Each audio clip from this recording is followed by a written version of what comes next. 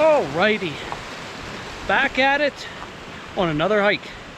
So we are hiking up to Crater Lakes, and this isn't like Crater Lake, like the big national. This is Crater Lakes in Colorado. But it's pretty similar to Lake Dorothy over in Indian Peaks. It's a little bit less of elevation gain, but it's about the same distance. So if you've done that, you can definitely do this one. I think you climb to about a little over 11,000 feet, 12,000 feet, I forget. I'll put it right there. Now it's gone. And that's the max height we'll hit with this hike. And overall, it's really pretty. It's different, I would say. It's very, very forested. And the past few hikes I've done has been very high elevation, and it's just nice to be like in this more foresty style, a little bit more shade, and it's kind of a warm day. But yeah, I was planning on doing Grays and Tories today, but the weather wasn't going to be too great for doing that today. So we're here. Another really cool hike, something I was looking forward to get done this summer. I'm pretty excited. So overall, I saw on the app a few days ago some moose were spotted up near the lakes and that, so if we see some, that would be pretty cool. So generally, this area, I've been wanting to hike this area for a little while. I'll definitely be back because there's a couple other hikes I want to kind of hit in this spot. I'm hoping to do at least one more before it gets too cold to hike up here, because it's like a 6-7 mile dirt road just to get up to this trailhead. So when it gets snowy season, it's pretty much, you're done. And yeah, so far so good. It's beautiful. And what's kind of cool, it takes you up to the main parking lot, takes you up to a famous rail tunnel, the Moffat tunnel. And yeah, if you're like a rail enthusiast in that, it's even just a cool spot to drive up. It's a beautiful drive up here because you use peak to peak highway a little bit to even get to the dirt road, and then you take that dirt road a few miles up to Moffat tunnel, and that's where you park.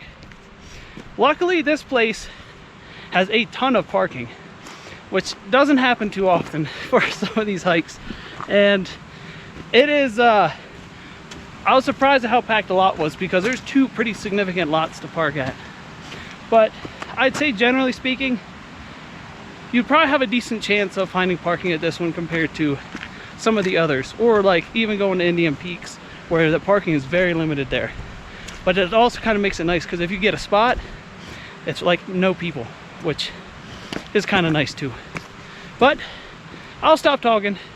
Let's keep rolling. I'll talk when we get up to the first set of lakes. There's two set of lakes we're going to hit, and they're only maybe like half mile apart from each other, but there's a good climb between the two. So I'll see you up top.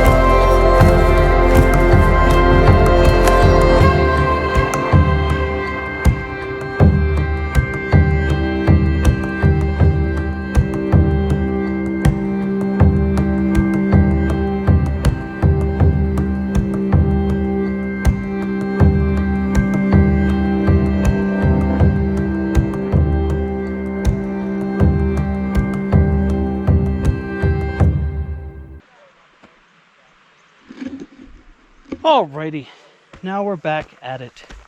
So, overall, boom, lake right there, boom, lake right there. So we are in like the Crater Lakes, and we are heading up to the upper one, and it's got one more big kind of doozy of a push, and we'll be there.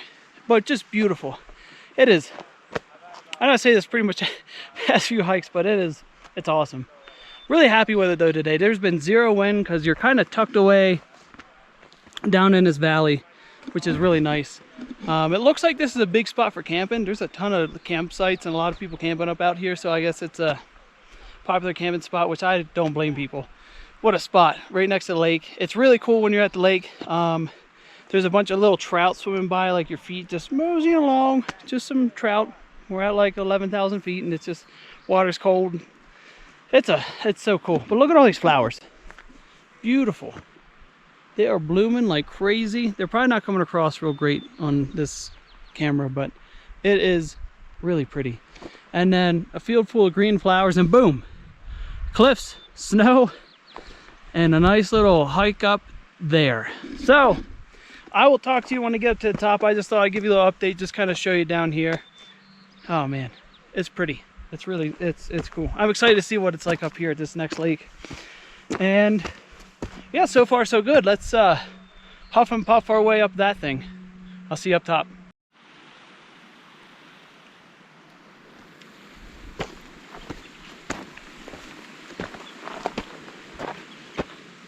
Oh, that's steep.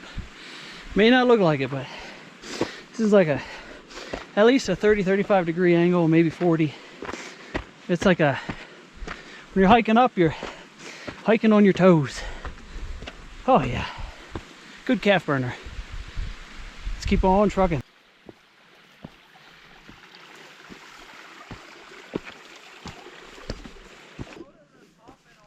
Okay, Thor, come.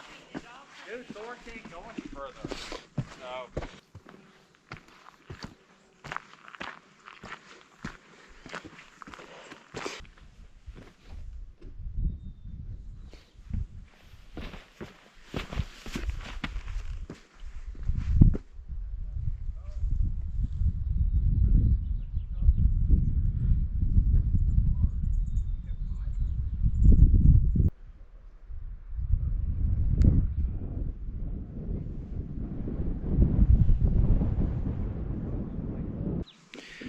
Overall, it was well worth that extra push to get up to this second lake. I mean, just come on now. Come on now. That's crazy. All right. Now, this most likely is the last time I'm going to talk. And yeah. So overall, this trail can be an out and back. There's also like a couple small loops you can do. Like when you get to the lower lakes, there's a loop around. You can loop around this lake.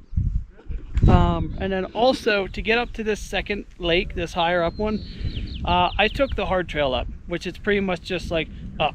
But there is a second trail that is easier that we're going to hook on to going back down just for a little bit something different. At least it's a little more of a trail. But someone passing by said, that lower trail in the lower area is where you can most likely is a good chance of seeing moose. So 100% we're going to go down there for that little bit extra. It's a little bit longer, but if there's a chance to see a moose, I mean, come on now. We're going to try and see a moose. Overall, this is a cool hike. It's tough. The first good portion of it, there's not much elevation gain. You're just kind of moseying through like that forest valley. It's really pretty. And then you start your climb up. It's a good climb. I will say that. So just take your time, and I'd say most people can do it. It's if you take your time. It's not super hard, but it is tough. I would say it's like a hard, like the very, very, very hard medium or really low hard. I don't know, because this one, if you pace yourself, it's not too bad. This second leg, if you take the hard route, that one's actually kind of difficult because it's got some pretty loose gravel, and there is some scrambling, as you saw in the video, to get to that point. Maybe take this easy route, which I'll try and show you some more of this easy route on my way down. So it'll be like a couple minutes to get back instead of like a minute. This is definitely something I'd come back to, and because it's a nice nice hike. It's not too crazy. I mean, it's kind of crowded, but it's not as crowded as I thought it would be with how packed those two lots were. The two parking lots were stomped. But this is a pretty significantly large like hiking area. So there's this trail, there's some trails down further down that are a bit closer to that take you to a couple other lakes, and then there's trails that keep going up to like a big 13er. So there is a good amount of trails and stuff to hike here, so it probably distributes a lot of people out a little more than some other areas. But these summer hikes are gorgeous. Even these lake ones, I mean, come on, so cool. Some of these I almost like just as much as doing like a 13 or 14, or just with these mosquitoes, doing just as much as like a 13 or 14, or just with the views, and it's a little more relaxing, you know. Especially you got like this water near you can like dip your feet in. I don't know, I think they're just as cool, just as pretty as some 13s, 14ers. Like the 14ers, you get an insane view, like you're on top of the world. Like it is pretty ridiculous. Same with 13ers, there's still some fantastic ones. Yeah, it doesn't get old. It's like endless hiking. So I'll stop talking. I'll see you on the next one, and we'll get back to the thing. Oh, and I'm going to do like a minute of drone here. So we'll cue the music, and we'll get a little bit of a drone up here, because I got a little bit of drone. You saw Lower Lakes, so let's dive into a little bit of drone shots, and we'll head back down. See ya on the next one.